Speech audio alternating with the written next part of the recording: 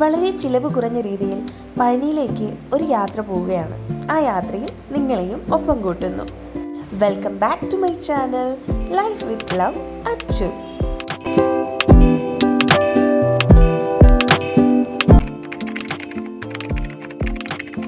കേരളത്തിലെ മലപ്പുറം ജില്ലയിലെ തിരൂർ റെയിൽവേ സ്റ്റേഷനിൽ നിന്നുമാണ് നമ്മൾ പഴനിയിലേക്ക് യാത്ര പോകുന്നത്.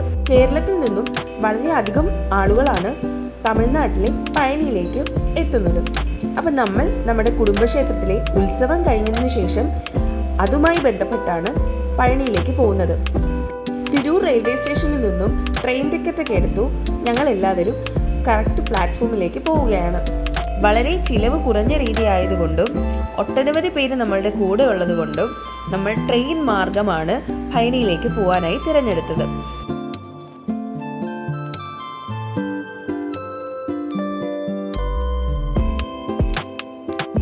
പോകുന്ന യാത്രയിൽ ഒട്ടനവധി വീഡിയോസും ഫോട്ടോസും എടുത്തിട്ടുണ്ടായിരുന്നു. അതിൽ പലതും ഇതിൽ ഇൻക്ലൂഡ് ചെയ്യുന്നുണ്ട്. ഈ യാത്രയിൽ കൂടെയുണ്ടായിരുന്ന എല്ലാവരെയും ഉൾപ്പെടുത്താനായി ശ്രമിച്ചിട്ടുണ്ട്. ചിലരെയെങ്കിലും വിട്ടുപോയിട്ടുണ്ടാവും. കുഞ്ഞുമക്കളും അവരുടെ ചെറിയ എന്റർടൈൻമെന്റുകളും ഇതിൽ ഉൾപ്പെടുത്താനായിട്ട് ശ്രമിച്ചിട്ടുണ്ട്.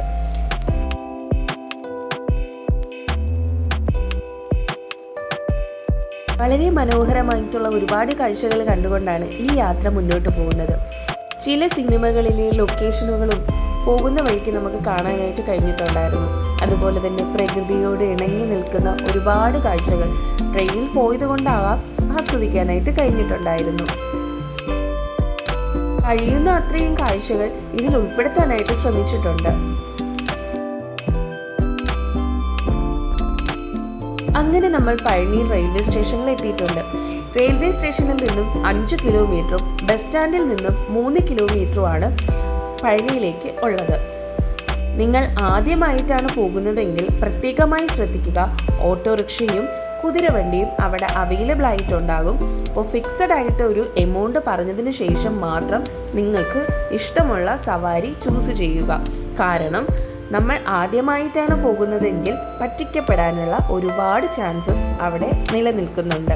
ഞങ്ങളിൽ പലരും റെയിൽവേ സ്റ്റേഷനിൽ നിന്നും ബസ് സ്റ്റാൻഡിലേക്കും ബസ് സ്റ്റാൻഡിൽ നിന്നും ഞങ്ങൾ സ്റ്റേ ചെയ്യുന്ന സ്ഥലത്തേക്കും നടന്നാണ് പോയത്. പോകുന്ന വഴി ശരവണ പൊയ്കയും പഴനിമലയും ഇടുമ്പർ മലയും നമുക്ക് വ്യക്തമായി കാണാമായിരുന്നു. നമുക്ക് സ്റ്റേ ചെയ്യാനായി ഒട്ടനവധി ഫെസിലിറ്റീസ് ഇവിടെ അവൈലബിൾ ആണ്.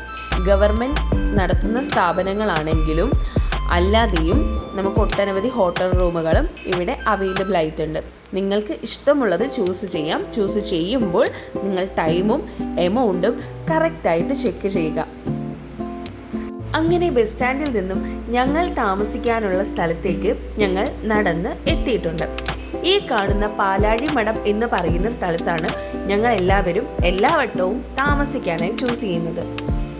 ഉള്ളിൽ ചെറിയ കുഞ്ഞ് അമ്പലമൊക്കെ ഉണ്ട്. അപ്പം ഞങ്ങൾ വീഡിയോസൊക്കെ എടുത്തിട്ട് നേരെ പോയത് ഫുഡ് കഴിക്കാനായിരുന്നു. ശേഷം വന്നിട്ട് കുറച്ച് റെസ്റ്റൊക്കെ എടുത്ത് കുറച്ച് വീഡിയോസും ഫോട്ടോസൊക്കെ എടുത്ത് പിറ്റേന്ന് രാവിലെ ഫ്രഷായി നമ്മൾ തൊഴാനായിട്ട് പോയിട്ടുണ്ടായിരുന്നു. ഇവിടുത്തെ വഴിപാടുകൾ കഴിപ്പിക്കാനായി തന്നെ പ്രത്യേകമായി സ്ഥലങ്ങൾ ഏർപ്പെടുത്തിയിട്ടുണ്ട്. നമുക്ക് പഴനിമലയുടെ മുകളിലേക്ക് ഫോൺ അലൗഡ് അല്ലാത്തത് കൊണ്ട് ഫോൺ നമ്മൾ റൂമിൽ വെച്ചിട്ടാണ് പോയിട്ടുണ്ടായിരുന്നത്. അടിവാരം ചുറ്റി പഴനിമല കയറി മുരുകനെ ദർശിച്ച ശേഷം അവിടുത്തെ അന്നദാനവും കഴിച്ച് തിരിച്ചു നേരെ താഴെ ഇറങ്ങി ശേഷം ഇടുമ്പർ കോവിലിലേക്ക് പോവുകയാണ് ചെയ്തിട്ടുണ്ടായിരുന്നത്. നേരം ഉച്ചയോടടുക്കുന്നതിന് മുമ്പ് തന്നെ ഇടുമ്പർ കോവിൽ കയറി അവിടെ തൊഴുത് കുറച്ചു നേരം അവിടെ വിശ്രമിച്ചതിന് ശേഷം തിരിച്ചിറങ്ങുകയാണ് പതിവ്. പഴനി യാത്ര പൂർണ്ണമാകുന്നത് മാരിയമ്മൻ കോവിൽ ദർശനം കൂടി കഴിഞ്ഞതിന് ശേഷമാണ്.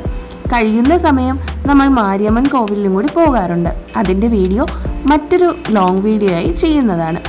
ശേഷം വൈകുന്നേരം ഫ്രഷായി പഴനിമല വീണ്ടും കയറി മുരുകനെ ദർശിച്ചു. തിരികെ ഇറങ്ങും നേരം അവിടെയും എവിടെയും കുറച്ചു നേരം കാഴ്ചകളൊക്കെ കണ്ട് സാവധാനമാണ് തിരിച്ച് അടിവാരത്തേക്ക് എത്തുന്നത്.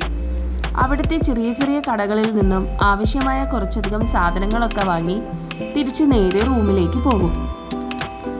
പിറ്റേന്ന് രാവിലത്തെ ട്രെയിനിന് തന്നെയാണ് തിരികെ വീണ്ടും ഞങ്ങൾ തിരൂരിലേക്ക് എത്തുന്നത്. ഈ വീഡിയോ പോസ്റ്റ് ചെയ്യുമ്പോൾ ഒരുപാട് നെഗറ്റീവ് കമൻസുകൾ പേഴ്സണലി എനിക്ക് വരുമെന്നറിയാം. ഇരു കൈയും നീട്ടി ഞാനത് സ്വീകരിക്കുന്നു. കാരണം നിങ്ങൾക്കിത് ചെയ്യാൻ കഴിഞ്ഞില്ലല്ലോ. അതിരാവിലെ ആയതുകൊണ്ട് തന്നെ ചെറിയൊരു തണുപ്പും മഞ്ഞും ഒക്കെ അന്തരീക്ഷത്തിൽ നിറഞ്ഞു നിൽക്കുന്നുണ്ട്.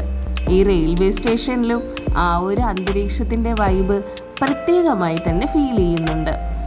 കൂടാതെ നമ്മൾ മുന്നോട്ടുള്ള യാത്രയിൽ സ്ഥിരമായി കണ്ടുവരുന്നൊരു കാഴ്ചയാണ് അവിടെ ഒരു വലിയ മരത്തിൻ്റെ മുകളിൽ ഒരുപാട് മയിലിൻ്റെ കൂട്ടം ഉള്ളതായിട്ട്. ഈ സൂം ചെയ്യുന്ന വീഡിയോയിൽ നിങ്ങൾക്ക് കാണാൻ കഴിയുമോ എന്നറിയില്ല.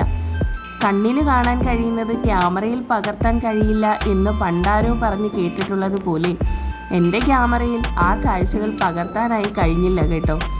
അപ്പോൾ ഒരുപാട് മയിൽക്കൂട്ടത്തെയും മയിൽ പറന്നു പോകുന്നതും ഒക്കെ കണ്ടിട്ടുണ്ടായിരുന്നു.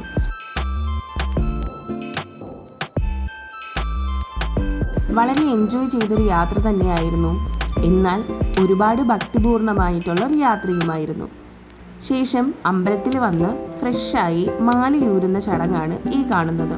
ഇന്ന് തന്നെയാണ് നമ്മുടെ കൊടിയിറക്കവും. അമ്പലത്തിലെ പൂജയ്ക്ക് ശേഷം കൊടിയഴിക്കുന്നതാണ് ഈ കാണുന്നത്. അമ്പലത്തിൽ നിന്നും മാലയിട്ട് പഴനിക്ക് പോയവരൊക്കെ ഈ ദിവസം മാല അഴിച്ച് അവിടെ നിന്നും പ്രസാദവും കഴിച്ചാണ് വീട്ടിലേക്ക് മടങ്ങുന്നത്. ഈ മനോഹരമായ കാഴ്ച 2025 മാർച്ച് മാസത്തിൽ പകർത്തിയതാണ്. ഇതുപോലെ മറ്റൊരു വീഡിയോയുമായി കാണാം. ബൈ.